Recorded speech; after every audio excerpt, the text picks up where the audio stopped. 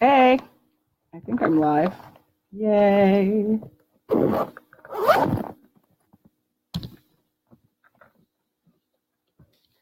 Getting ready to discuss.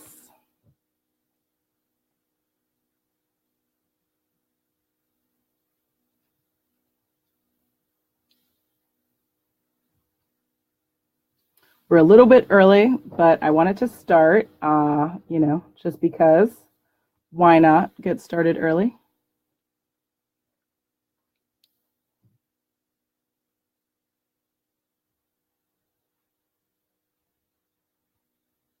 Da, da, da.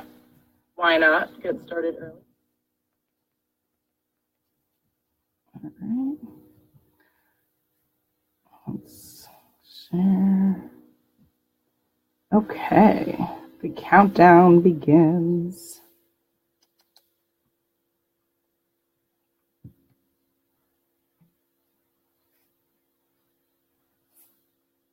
Da, da, da.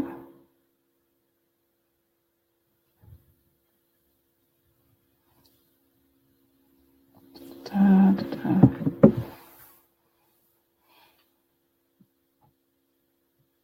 Quiet time. Awkward. Joking. When will it be 7? Okay, now it's 7. Welcome to the first Dressing Room 8 book club meeting for December. We are here to talk about one book and one book alone. We are here to talk about Save Karyn by Karyn Bosnak. So if you've been following along on social media, I've definitely talked about how much I've enjoyed reading this book. It was actually a recommendation to me by the one and only Marcia McNair from Sisters on Fire and Long Island Girl Talk. And I'm really excited to be reading, to have read this book because it resonates with me. I don't necessarily know if I've acquired over $20,000 in debt on a credit card, but I know for a fact that how debt can really just kind of increase without you even like knowing how did I get here, right? So first and foremost, this is a conversation. I want us to talk to each other. Obviously, I'm talking because I'm live streaming, but write in your comments. I'm on my computer, so let's kind of really enjoy talking about reading together. And we'll go just kind of through some of my thoughts. So first and foremost, Save Karyn by Karyn Bosnak. What is this book about? I will read to you what it says on the back if you didn't hear my previous social media post about that. What would you do if you owe $20,000? Would you A, not tell your parents, B, start your own website that asks for money without apology, or C, stop coloring your hair, getting pedicures, and buying Gucci? If you were Karyn Bosnak, you did all three. And that's exactly what happened. She came from Chicago, I believe, and she came to New York and she wanted a new life for herself. And before she knew it, after buying lots of must-have items and living the expensive life that it is to live in New York, she had to kind of figure out, oh my God, what are we doing? Right? What are we going to do with this debt? And instead of suffering in silence, I really appreciated the fact that she was open to the idea of turning to the world and saying, help a sister out. And did she get the money? If anyone's listening, I'd love to hear if they read, but if you didn't read, I will, spoiler alert, she gets the $20,000 paid for. Not all in donations, actually. She was diligent enough to actually use her own money as well from working to help pay for the debt that she had amassed. But yeah, she got quite a bit in donations. So breakdown by breakdown, I have some notes to go through, right? This is a book club. We must discuss in kind of what went on with the book. First and foremost, I would say from a structuring of things, did it make sense? Did it flow? Absolutely. It was clear when reading the book what she was doing. She got a new job. She moved here. She was dating. There was some romance happening in the bedroom. There was friendships. There was, when she had to move and it like the book flowed. It was very logical and I really appreciated that. What did I not love about the book? A couple of things. First of all, raise your hand if you do a lot of if you do a lot of self-negative talk, a lot of people, right? Don't be ashamed if you're one of the people to do so. But yeah, there is, thank you, Honey Bun. Khalil Nurse has joined. Woo! If you're the kind of person who say, I don't know, say you're looking to get a new job, right? And then you go for the interview, and then the next thing is you say, oh man, I hope they don't find a better candidate, or I hope I didn't mess that up. Those examples would be examples of negative self-talk. So Karyn of Safe Karyn, she had quite a bit of that in the book. And I didn't necessarily dislike it because I felt like it was like it shouldn't have been there. I think it's reflective of what a lot of people feel in life, that the minute that something positive is happening, they go on to kind of sabotage, I guess is the best word, right, that we could say for what that is. And there's no need to, because what will be, and you don't control things that are not under your control. So why not focus on what you want, which is an outcome of choice, which is, I want the new job, I want the new position, I want the new house, I want whatever you want. Sorry, there's something in my eye. That's what you have to go for, right? And so there's no need, no one has time. You really, if you think about it, you don't have time to be doing a lot of negative self-talk. But I did like that it was in the book, as it was kind of an exposure for what people do. And it really kind of calls you out for that. Other things that I didn't necessarily love about the book, some of the negative classifications of other people. I understand we have certain terms that we call people, but I wasn't super in love with some classifications, but I think I could say that about many books that I read. And what else? I think those were it. And pretty much other than that, I found it very funny. And I loved the inclusion of the feedback that she gave when people criticized her. And we'll get to that. Language. That's another thing that you can talk about when talking about a book, right? So growing up, my dad was big on making me read books that were much bigger than my little body. And to give you an example, I could have read an abridged version of like Romeo and Juliet at 6. I was constantly in college textbooks starting at the age of 6. So I was used to growing up to reading at a higher caliber of reading comprehension. And so when I'm looking for books that I want to read, I pay attention to some of the language, like how is it described? Does it seem like it's full of rich English language? Because when we're reading, we want to make sure that we are bettering ourselves and that we're learning something, right? Imagine if you read something and you read a word you don't know. That's a good thing. That's not a bad thing. It's a very good thing. So that's exciting. I would say for this, I felt like the tone, the approach to how she described things was totally like on par. It made sense. It was clear. It wasn't dumbed down. It wasn't overly kind of too complicated to read or anything like that. So that's really cool. Character development, right? So that's another thing. And for anyone who's noticing, just sidebar, Team Jacob, Twilight never died for me. So in my home, I like to be in a hoodie whenever I can if I'm not dressed up for something. And so I felt like I'd rock this for tonight, just in case anyone was wondering. Throw it out there. Character development. I felt like the book focused on the main character of Karyn Bosnak. She is, this was her story. This was her journey. So it made sense that the book was centered around her character. However, I would say that I actually was interested in learning a little bit more about some of the other characters. I would have liked to learn about some of her like the roommate that she ended up moving to Brooklyn like mid-book. And learning more about him, learning more about some of her coworkers. Some of her coworkers were a little, sassy, and I kind of would have wanted to read a little bit more actually about what their stories were, right? Why were they sassy? Were they sassy because they're in New York, or were they sassy because they were miserable too? Did they have a lot of debt? Like, what was kind of going on there? I was interested in that. Also, she had a best friend who visited a lot in New York and because of work, and they would go and they would do really cute things together. I was kind of interested in getting to know more about her character. What was her job about? Did she like coming to New York to escape? Like I was a little bit interested in that. Also, her mom, she always referred to her mom as kind of being like a saving grace for her. Someone she could always she was like a touchstone for her. She could always talk to her. And I was interested and, just kind of understanding more about that relationship. Was her mom like her bestie? What were some of the downfalls of her mom? Like I was curious about the mom character, or her mom in real life.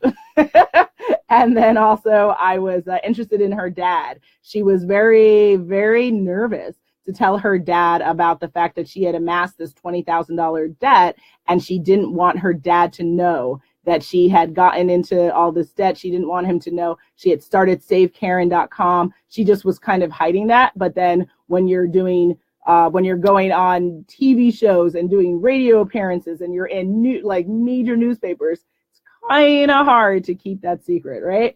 So, I thought that was interesting as a proud daddy's girl. I feel like, I don't know. I mean, her $20,000 debt makes what I owe as a lawyer by trade seem like $20. I'll just put it that way. So I wouldn't have been too concerned. $20, that'd have been like $20,000. That'd have been like, oh, that's chump change, right? Anyone out there who is on that grad school train with me, feel free to chime in, because yeah, I wish I could have graduated from Penn State and New York Law School and would have been like, oh, I have $20,000. What am I going to do? Try again. Definitely multiples of that number. Lessons learned. I think that that's important to cover when you read a book, because it's not just about the story, but what's the takeaway? What's the value of you reading this book? And for me, I would say there are a couple of lessons learned. First, don't buy so many things. JK, I'm just joking. Definitely support our economy. Shop till you drop, right? No, of course. Listen, I love shopping. If I wasn't live streaming right now, I'm sure I'd be buying something. Like, I love shopping. That's a reality for sure. But I would say that what I learned from Karyn Bosnak's story, and I will continue to show the cover so that people get it clear, that there are limits to our shopping, guys, right? There are limits to when we're buying things, and we're buying what? We're buying things that we must have, things that we like, things that we want, things that we need. There's a distinction in what we're shopping for. And sorry, the cat's in the room, so just in case you hear the meow meow, I'm not like a ventriloquist. My cat just literally owns us. So he just walked in, and I think he's tired of my voice, so he's gone. On to what I was saying. So for me, like, I would say currently what's things that I love to buy. Khalil will tell you, my hubby, Voodoo. Shout out to Voodoo. Love my movies. If I could buy a movie a day, I would. I love films, and there are no tears. Who's putting tears? Movies are a good thing. They make me happy. They are really good to work to for myself personally. So I love to buy tons of movies. She actually interacts with a character in the book, or person rather, in the book, who tells her that they respond and they say they've amassed, I want to say, between like $1,500 or $1,800 in movies, and they were like, "What do I do? What do I do?" And so again, when you read this story, a lot of people can relate to the fact that people buy more than what they need, and what are you going to do about it if it gets to too big of a deal? So taking the time to really think about, do I want this? Do I need this? There's a distinction, and like making sure at the end of the day, you're a grown up, you need to afford your life, right? Like, buy appropriately. So that's one lesson. Not that don't buy so much, but buy with conscious reasoning. We have to be present in our lives. We have to show up for ourselves and show up for our lives. And that means showing up for when you're making purchases, whether it's $1 or $15,000. It's not about the number, it's about the reasoning behind what you're doing. There's that. Go with the flow was another lesson that I learned from this book. Why? So Karyn's roommate actually told her about a sign that he had saw near a store asking for $7,000, which helped actually spark the idea of SaveKaryn.com. And sometimes in life you have a conversation, and that conversation, or you reading a book, or you meeting someone new, or just kind of this random act actually has purpose and meaning in your life, and it leads you down a new path in your life. And that's what's actually really interesting. So going with the flow. What do I mean by that? Be open to new opportunities. Be open to taking risks and doing something different. And like, if Karyn didn't start SaveKaryn.com, where would she have been with that 20,000 plus debt? What would she have done? Right? You have to be open to kind of putting yourself out there, right? Every time we do things like this, when we live stream, this didn't exist 10 years ago, 20, right? Like, they're new things. You can't just kind of be closed off. You have to be open to the new things that you're doing. So there's that.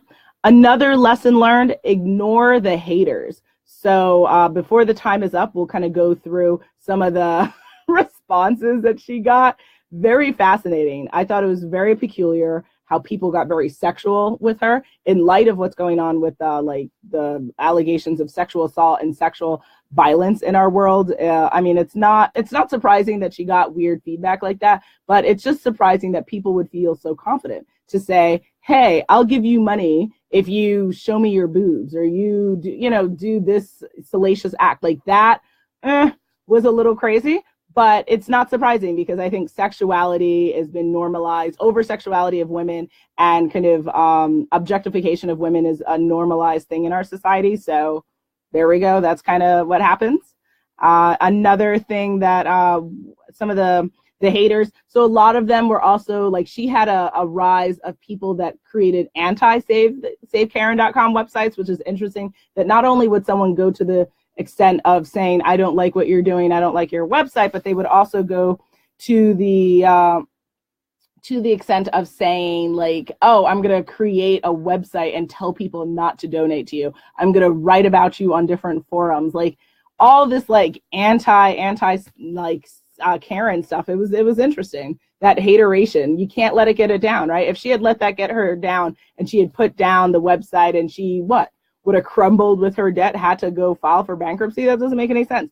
Start what you intended, finish it out, and if you had to make changes, fine, adjust, pivot, but see your dream through, right? See your goals through. So I think that that's key. What's another thing? Yeah, keep forward with your goals. So that was that. The last lesson learned, and just to recap for anyone who's like chiming in at this point, I said lessons learned from Save Karyn by Karyn Bosnak. I would say buy consciously, right? Buy with purpose. Go with the flow, because we want to We want to be open to new opportunities, open to new conversations, open to new people. We want to ignore the haters. Hateration is that is real, but it can't get you down. And then the last lesson I learned from reading the book was to live unapologetically. So what do I mean by that? No matter how hard it is to deal with other people's judgment and other people telling you like you shouldn't be doing something, or that your idea sucks, or that you just aren't making sense, you're not going to be successful. The hateration is endless. And hey, Maya, for joining. I see you, boo. I think that's bullshit, and you have to resist, and you have to push past it, and you have to continue on the path that you set out for yourself. We control our dreams, we control our goals, and that is what I learned with Save Karyn. Ultimately, the title in and of itself is brilliant, because who saved Karyn? Karyn saved herself by asking the world to come and support her. That's what she did. She showed up for herself. Hey there, Curves of Purpose. Boo, hey, I love you. Love it, love it, love it. Thanks for showing up. Thank you, exactly. Thank you for showing up. Oh, that was awesome. I love that. So, be unapologetic about your life. And what did I do? Okay, there we go. And we talked about lessons learned. So that was that. Next, relatability. So for anyone on the call, on the stream, feel free to chime in. Personally, do I feel like I've ever been in a situation where I bought so much that I can't control myself? No. I would say, have I bought too much? Yeah, there have been times when I've overextended. There have been times where I've gotten extra indulgent, right? Who hasn't? But have you lost control? I haven't experienced that. I would say I've experienced that in the kind of overboarding it on other things. But money, I think, some people tend to, I think, align themselves with either being more fiscally responsible than others. And it's okay. We all have moments. We all have seasons. We all have shifts, right? So you kind of go through it. But overall, whether you're a shopper or not, this book is relatable to you because it's an understanding of psychology. It's an assessment of what happens when you're on the bottom of the barrel, right? She actually loses her job.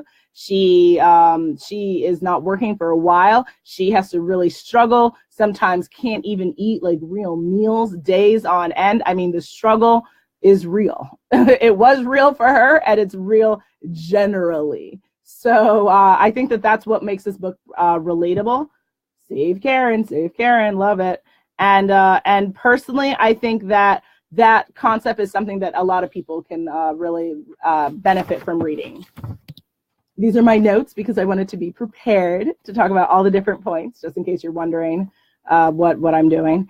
And what else would I say? Would I want to read more books by Karyn Bosnak? So I think that that's important to talk when we talk in these book club meetings. I want to go through certain points about lessons learned, about things like takeaways, and then also I think a really important question to ask is, since we've read this book, would I read another book by her? I would absolutely read another book by her. She has actually another book. I don't necessarily know, I don't think I planned it for the upcoming 2018 schedule, but I definitely think that how she writes is a tone and a voice that's interesting to me. I think that she has a really good sense of humor as an author, and I think that I think it's something that's really cool. But if you have any recommendations and specific things that you're like, hey, Tasha, we need to read this, let a girl know.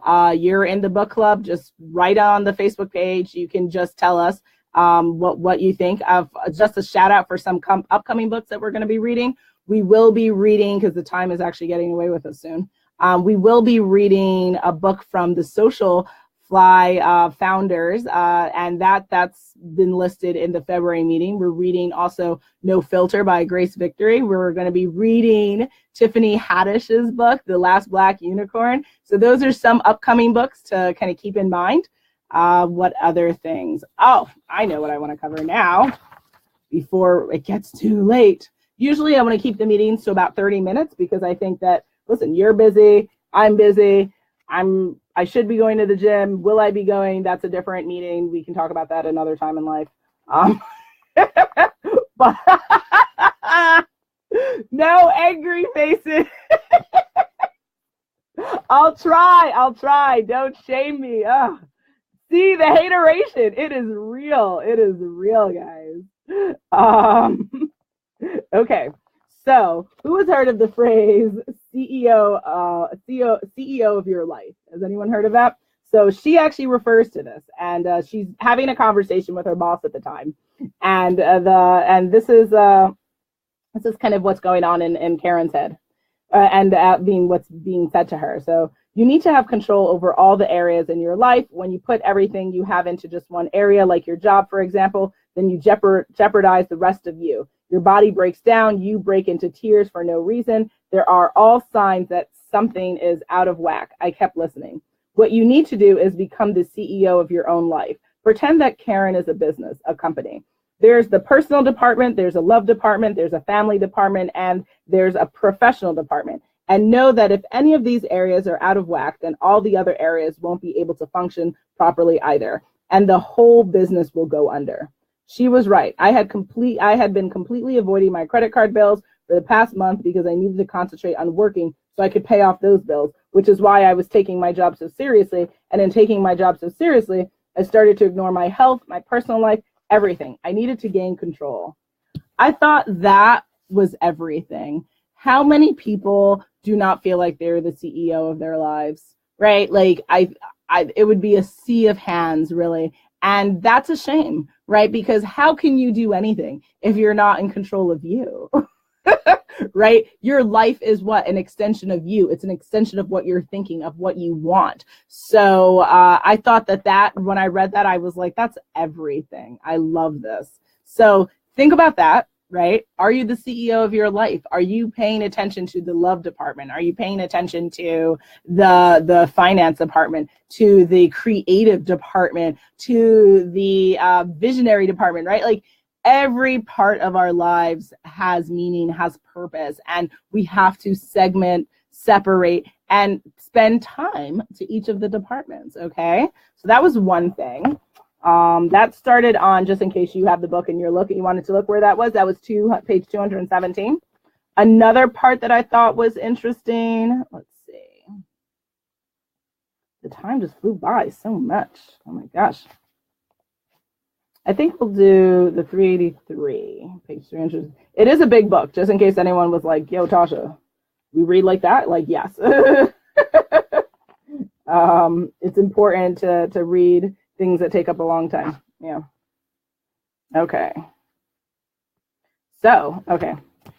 Begins, it's kind of the lower end of the page. She says, that week I received 40,493 hits and $617.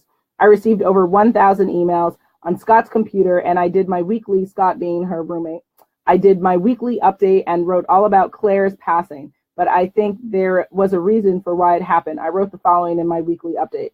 You know, I've heard the saying things happen for a reason before, and today as I dropped Claire off at Steve's, I think I know why Claire went kaput, Claire being her computer. While at Steve's, I met his cousin, a woman in her 50s. We talked for a good 2 hours and couldn't be more different. She has been married, is now separated, has 2 kids, etc. We got to talking, and I told her about the website and why Claire is so important to me right now. Her computer would be important if you started a new website and you're asking for money. I would think so, right? The woman proceeded to tell me that she too has debt. At one point, she said she had owed $35,000 to about 20 credit card companies. She too joined a credit counseling service, which Karyn did as well, to help get the debt under control. And it's actually the same one that I belong to. She said now that her children are grown, she wants to go back to school, but she feels like she can't get on with her life until her debt is paid off. Debt has paralyzed her and is preventing her from moving forward, and that is bad.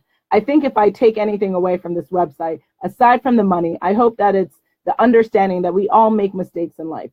Some mistakes are big, some are little, but no matter the size, they can paralyze your life, make you feel not worthy, and can stop you from living. I'm not going to let my mistakes do that to me. There comes a point when you need to forgive yourself from the stupid mistakes that you make. And today, with the help of that woman, I forgave myself. I think Claire went kaput because I needed that woman and she needed me. So till next week, forgive someone who did you wrong. Apologize to someone who you did wrong. And quit being so hard on yourself for doing yourself wrong. Peace.